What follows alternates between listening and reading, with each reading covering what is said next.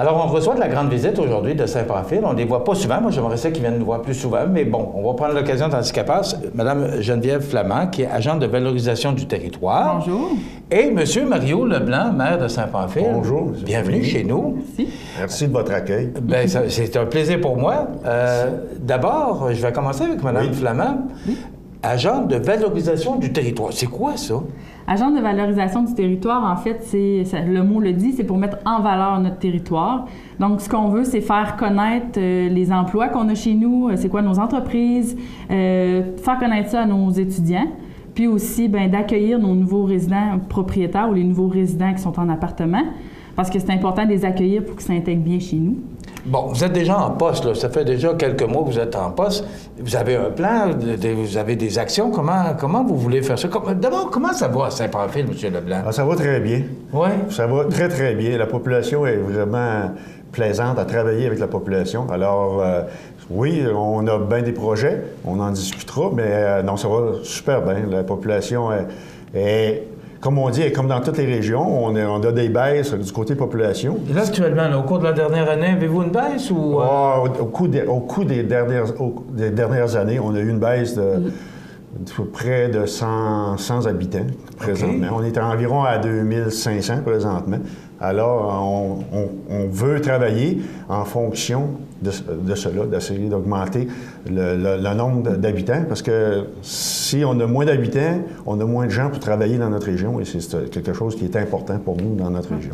Et quand vous parlez de 100 personnes de moins, c'est dans un temps de combien? C'est depuis le dernier recensement qui date de 2011, je crois. 2011? Oui. Ouais. OK. Ouais. C'est pas si criant que ça, mais quand même. Non, mais faut prendre ça au sérieux. Pour des régions comme nous, ça commence à être alarmant. C'est pour ça que le poste... Et de là, alors, c'est quoi les actions? Qu'est-ce que vous avez en tête pour, justement, garder votre monde ou inciter les gens à aller s'établir à Saint-Pamphile? En fait, au niveau du plan d'action, je viens tout juste d'entrer en poste. Là, au début septembre, ça va vraiment prendre tout son sens. Là, mais je dirais que pour les actions, ce qu'on veut faire, c'est créer une stratégie d'accueil et d'intégration. Donc, comment qu'on va accueillir nos nouveaux résidents à Saint-Pamphile, les nouveaux travailleurs, les nouvelles familles, leur trouver des loisirs, des sports pour les intégrer. Ensuite, moi, ce que j'aimerais faire, c'est d'aller me présenter dans les écoles, puis présenter vraiment c'est quoi nos emplois qu'on a chez nous, c'est quoi nos entreprises, quel genre de travail vous voulez faire, où est-ce que vous allez étudier, pouvez-vous revenir, est-ce que c'est possible d'être formé sur place aussi? Dans le fond, ce que je veux, c'est être l'intermédiaire entre les entreprises puis les nouveaux arrivants ou les étudiants. Comment ça va, les entreprises? Je me permets de vous poser la question avec l'histoire du bois d'œuvre. Là. Bon, on sait que les régions au sud sont toujours affectées par cette histoire de bois d'œuvre. Comment ça va, le côté industriel à Saint-Pamphile? Eh bien, moi, Geneviève travaille sur beaucoup de dossiers, autres dossiers, mais je vous dirais que du côté industriel, ça va bien. On travaille présentement à mettre en place une nouvelle industrie dans notre nouveau parc industriel, parce que notre premier parc est pratiquement en plein. Et de là, pourquoi Geneviève est engagée, c'est qu'on veut garder nos industries qui sont en place, avoir le personnel pour combler les besoins et après ça, développer avec la SODISPA, la Société de développement industriel de Saint-Pamphile. Travailler avec eux, c'est une jeune équipe dynamique, beaucoup, qui sont très dynamiques et qui font de la promotion présentement, qu'on peut voir un peu partout. Alors, ça va bien. Du côté du bois d'œuvre, eh bien, oui, il y a des inquiétudes. On sait qu'on est mono-industriel, on dépend du bois. Mais je vous dirais que nos propriétaires d'industrie sont très, très à l'écoute et vous saurez qu'ils ont encore beaucoup de projets en tête. Alors ça, moi, ça me sécurise un peu parce que s'ils avaient arrêté le développement de leur industrie, ça serait inquiétant. Mais je pense que les industriels, présentement, ont encore de beaux projets. On sait qu'il y en a en développement présentement. Alors, on croit que non, nos industries ont pris ça en main, se sont pris en main, ont prévenu la chose, ils se doutaient depuis quelques années que ça arriverait. Et ce qu'on espère, c'est que ça ne dure pas trop longtemps, pour pas que ça fasse trop mal non plus. au niveau des loisirs, vous êtes bien organisé à Saint-Pamphile. Vous avez un beau club de golf que je suis allé voir au mois de juillet. Oui. Vous avez aussi un aréna. Mon fils a joué au hockey mineur pendant 10 ans, donc Donc, vous êtes quand même bien organisé à Saint-Pamphile. Oui. Il faut le mentionner. Donc, c'est peut-être plus facile pour vous de garder votre monde ou d'attirer des gens. Bien, c'est certain que pour une petite municipalité comme Saint-Pamphile, au niveau des loisirs, on est très, très choyé. On a un terrain de tennis, on a un beau parc, on a un parcours asphalté pour aller courir, on a une piscine avec un toit, donc elle est ouverte plus longtemps durant l'année, on a un terrain de baseball. Ensuite, les loisirs, bien, ils offrent plusieurs cours, plusieurs activités durant l'année. Donc ça, c'est une attraction qu'on a chez nous, c'est certain. Vous avez également l'école primaire, vous avez l'école secondaire aussi. La présentation. Oui. Donc, c'est quand même, vous êtes bien organisé. On a encore un CLSC qui est très fonctionnel. Oui. C'est un point important dans notre région. Des résidences pour les personnes âgées qui sont bien établies. Non, écoutez, oui, on a tout, mais il ne faut pas s'arrêter de se dire qu'on a tout. Il faut continuer à améliorer les infrastructures pour pouvoir donner une qualité de vie aux nouveaux arrivants et à nos résidents présentement. Mais, M. Leblanc, je me permets de vous poser la question. Vous embauchez maintenant Mme Flamand pour la valorisation du territoire, mais au niveau du conseil municipal, c'est quoi les actions à prendre? Parce que vous parliez de parc industriel tantôt, mais ça ne se fait pas comme ça, on le sait. Là. Non. Alors, est-ce que vous avez un plan? Est-ce que vous avez déjà fait des démarches auprès des entreprises pour solliciter les entreprises? On ne veut pas trop divulguer des choses parce qu'on s'attend peut-être à un développement. Oui, on s'attend à un développement peut-être pour notre deuxième parc présentement. Alors, c'est vraiment sur la table. On veut travailler là-dedans. Je pense que le développement, ça nous tient à cœur. Puis comme je vous disais, la Sodispa fait un excellent travail de promotion. Écoutez, un nouveau contracteur ou industriel qui veut venir chez nous s'installer, bien, il peut réclamer peut-être jusqu'à 100 000 de subventions qu'il peut avoir, là, tout dépendant du nombre d'emplois. Oui, les programmes sont en place et puis c'est intéressant pour les gens qui veulent venir s'installer à Saint-Pamphile. Nos terrains là, se vendent à des prix très... Dans le nouveau parc, c'est 3 sous du pied carré. 3 sous du pied carré, c'est minime. C'est accessible à tout le monde. Ouais. OK. Vous vivez le même phénomène qu'on vit partout au Québec, c'est la pénurie de main-d'œuvre. Oui. Donc, vous avez aussi ce problème-là. Oui. Donc, il faut trouver des moyens pour accueillir ces gens-là. On peut bien accueillir des entreprises, des industries, mais s'il n'y a pas de main-d'œuvre. Donc, si vous avez un plan probablement aussi pour intéresser les gens à venir s'installer chez nous?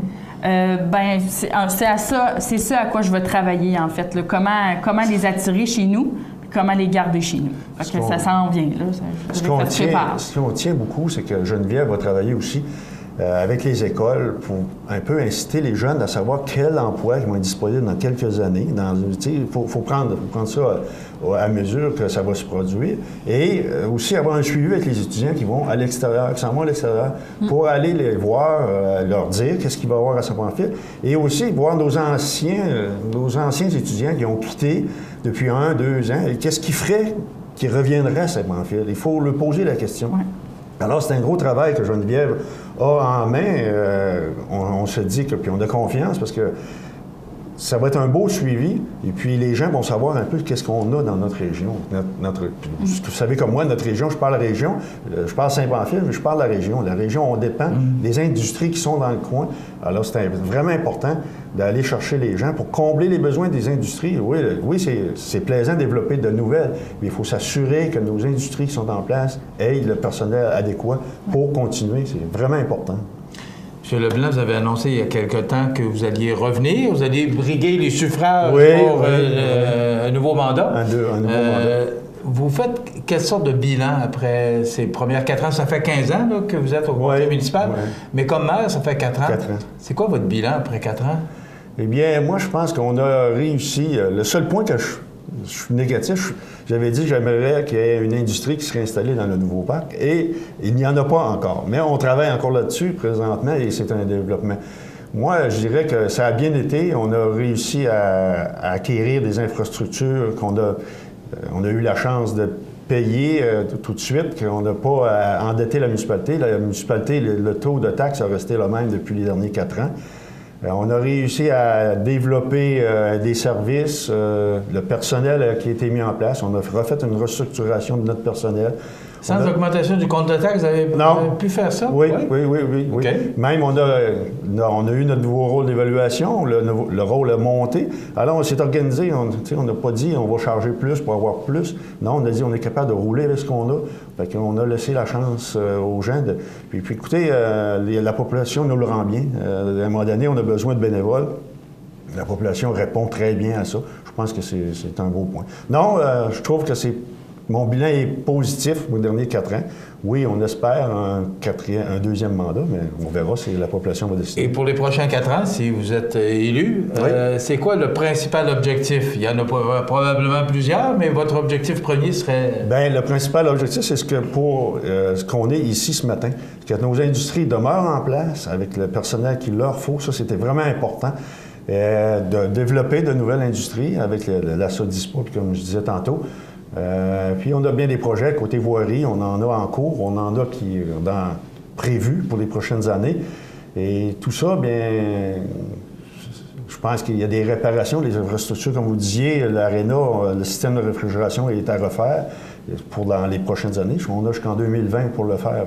Écoutez, on est dans un délai. Tout ça, mais tout ça en pensant aussi que la possibilité des gens de payer aussi. Oui, c'est ça. Il faut se tenir compte. Et de là, l'importance d'augmenter la population pour exactement, de payer exactement ça. Bien, écoutez, merci d'être venu nous voir. Plaisir. Vous savez que vous avez une carte chouchou ici, vous êtes toujours les bienvenus. Oui, bon, ben. Comme tous les maires de notre région.